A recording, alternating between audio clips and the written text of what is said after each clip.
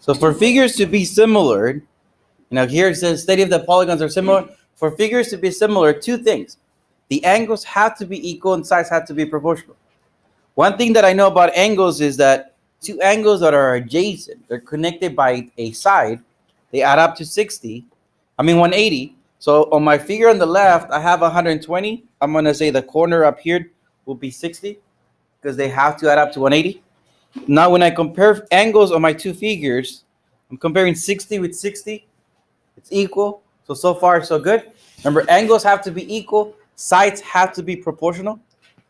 Oh, when it comes to sides, my small figure, I notice that all the numbers are 8. So I can even create two fractions, right? The numbers are 8. And I see that 8 become 12 on the other figure. Right? Is 8 over 12 equal to 8 over 12? We can simplify, we can cross multiply. The sides are proportional, the angles are equal. So we're going to say the figure is similar. Again, the angles have to be equal, sides have to be proportional. If I simplify 8 over 12 and I simplify the other fraction, same thing.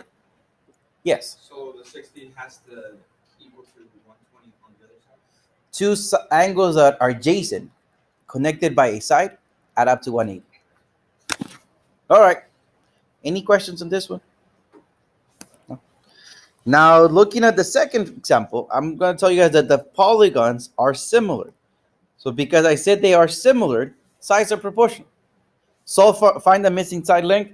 I'm going to call that question mark X. I'm going to use those two sides. I'm going to use X and 8.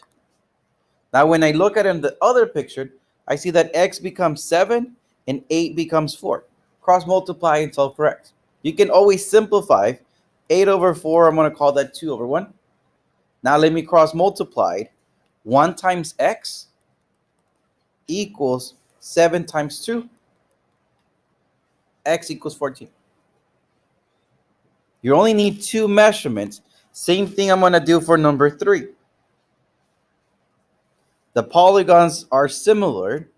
Right? I'm solving for X. The polygons in each pair are similar. I'm going to use, for sure, the one that has the X. Now, my other two values, 12 and 14, I don't know what 12 is going to become. So I'm going to use the 14 because I see 14 becomes 7. So I'm going to use those two values, negative 14 plus 2X, and then I'm going to use 14. I see negative 14 plus 2X becomes 5. 14 becomes 7. Cross multiply and solve for X. Now, if you cross multiply there, because of the plus sign, make sure the 7 at the bottom right, make sure the 7, you multiply 7 times 14 and 7 times 2X because of the plus sign.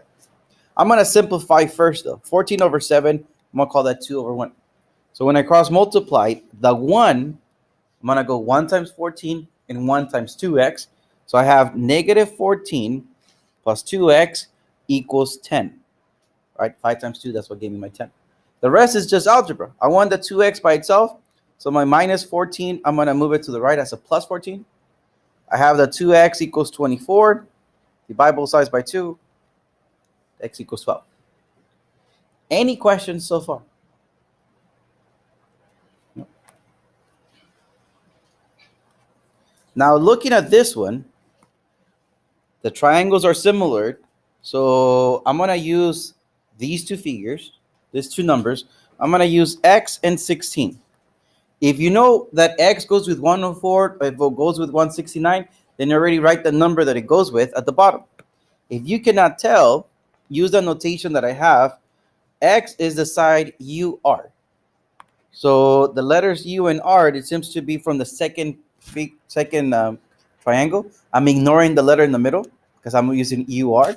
So I'm going to ignore the letter in the middle, and I can tell UR goes with PR. PR is 169. So X goes with 169. Now, if you could have seen that X was bigger than 16, then X goes with the bigger number, which is 169. 16 goes with 104.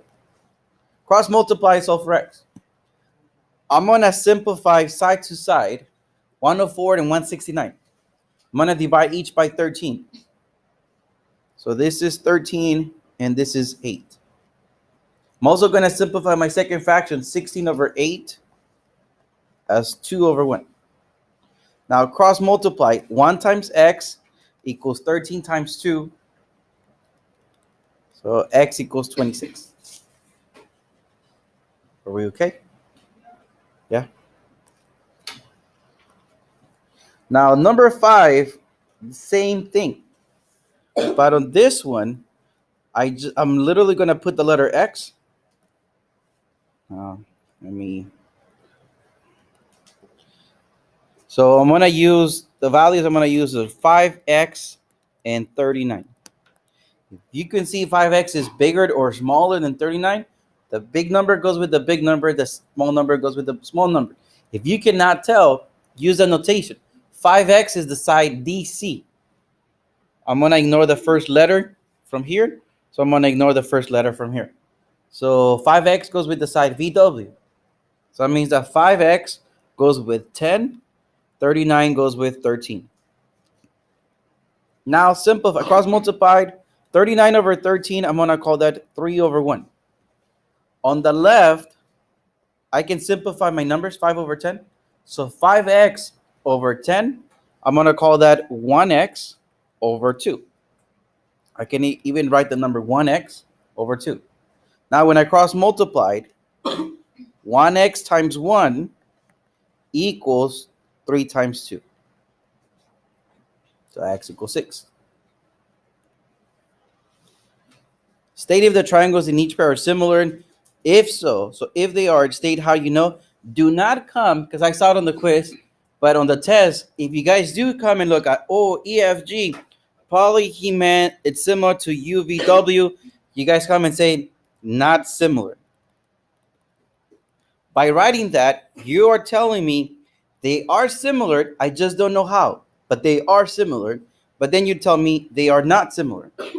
So you're saying they are similar, but then they're not. If I see that, I'm just going to mark it wrong because you don't know. You're telling me they are, but they're not. That means you don't know. So I'll just mark it wrong. Make sure if they're not, just write not similar. Do not complete the statement. Just write not similar. Now, if they are similar, then write complete the statement. So I'm going to check if they are or they're not. In one figured, I see the numbers 7 and 10. On my other figured, I see 21 and 30. Small number goes with the small number. The big number goes with the big number. So 7 goes with 21. 10 goes with 30. If I simplify each of my fractions, I see they are proportional. So the sides are proportional. I see an angle. Angle U is equal to angle E.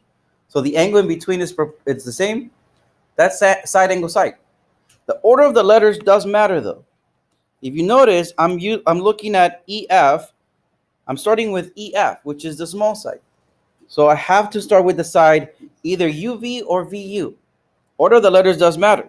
If you notice, angle E is marked, so I have to start with U. So I'm going to say EFG is similar to UVW by side angle side. And that's it. Order of the letters does matter. Any questions on these?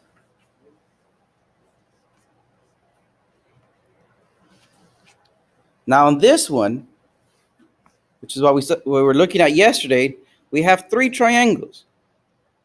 This is how I'm going to line them up. If I look at the small triangle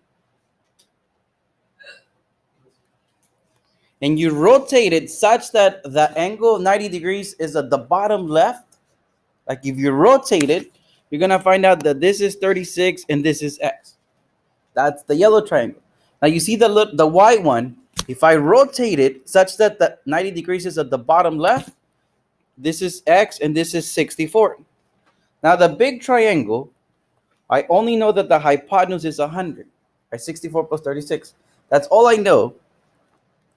So I'm going to use the top 2 triangles, not the one that I only know one side.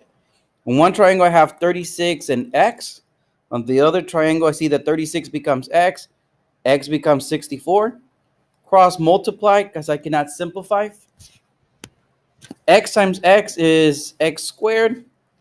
36 times 64 is 2,304.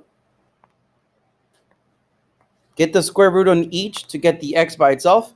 So X happens to be 48.